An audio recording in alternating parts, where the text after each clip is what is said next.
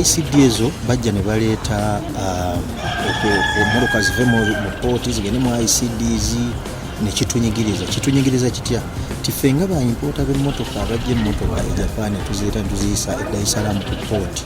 kitunyiga okubeera nti abasajja abajja emmotoka mu pooti abazivuga ozitwala mu ICDs ekizibu kye balina babba ebintu mu mmotoka bazivuga bubi mmotoka ne bazitomeza mmotoka bagisanga terimu mafuta ne bagiteekako omuguwa ne bagisikisa endala kati okugeza mmotoka ezo zingazi BMW ekizibu kye zirina nti buli woogisika olugendo oluwanvu efa gearbox so kyetusaba gavumenti yaffe ya Uganda revenue oba TPA wano office eziri e Uganda bakwatagane TPA e Dar es Salaam batuyambe mmotoka zaffe eziri nezijja e Uganda ziyalenga mu pooti kuba emmoloka bazibbamu ebintu ne tutuuka eno kasitoma gwe waguliza emmotoka ate n'akulabanga gwe yabba ebintu mu mmotoka redi ennungi bazibbamu emipiira emirungi bagibbako kuba jjukira abasajja abatambuza emmotoka ezo baba ne bamakanika babakubira essimu kati ndeeta BMW basobola ogibbamu kompyuta ya BMW osobola ogigula miliyoni 10 kuba eya Benz kakati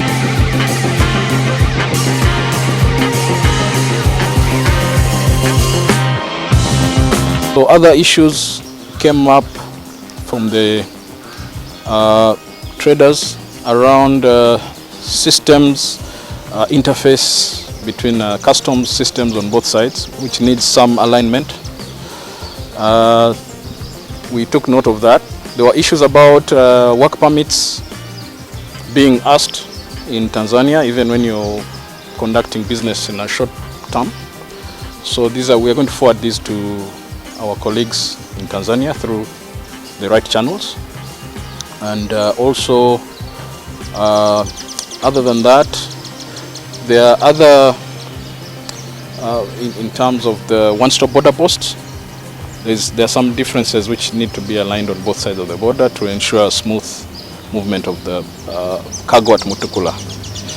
So, for example, we have scanners on this side, there's no scanners on the other side, so there's a bit of a misalignment. Other than that, a number of points were raised, some of which can be resolved in a short term, others might take a longer term,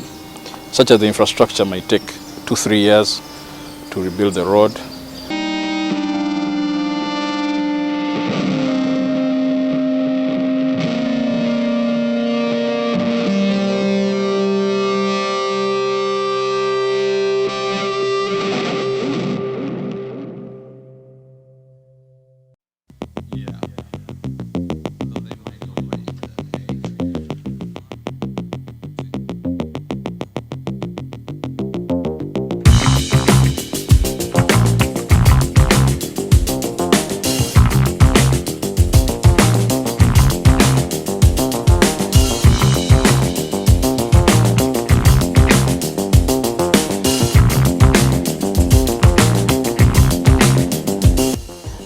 Mutukula,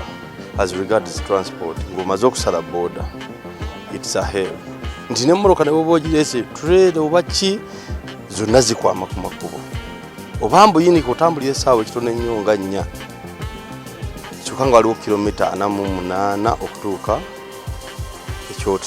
ekyotera wotandikira okugaa nti otambulako kakatonotono. So tusaba Ministry of Works etereezeemu ku nsonga eyo nga tuleeta ebigondi byaffe ebyamaguzi byaffe kuba emmotoka zisibiramu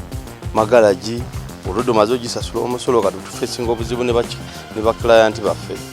emmotoka ogireese agiraba bulala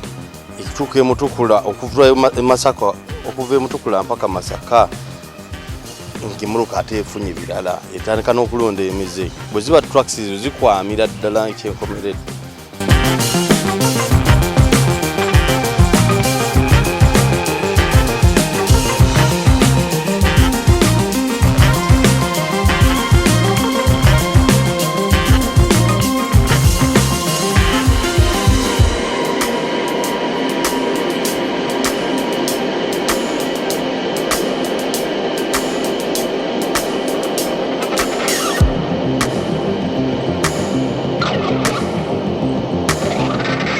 Okusingira ddala bannaffe abagisa e Dar es Salaam balina obuzibu nti ebintu oluusi babikwata bulungi bituuka birwawo okutuuka charges mu bond nazo nga nnyingi nnyo naye abasuubuzi baddiddwamu era ne twebaza Tanzania Port Authority okuba nti yategese olukungaana luno ne Central Corridor Secretariat East Africa Dar es Salaam naye ebaddewo naye yatuyambirako ddala abasuubuzi bafunye okunnyonnyolwa newankubadde abamu basigaza challenges era ezimu nga zisigaddewo.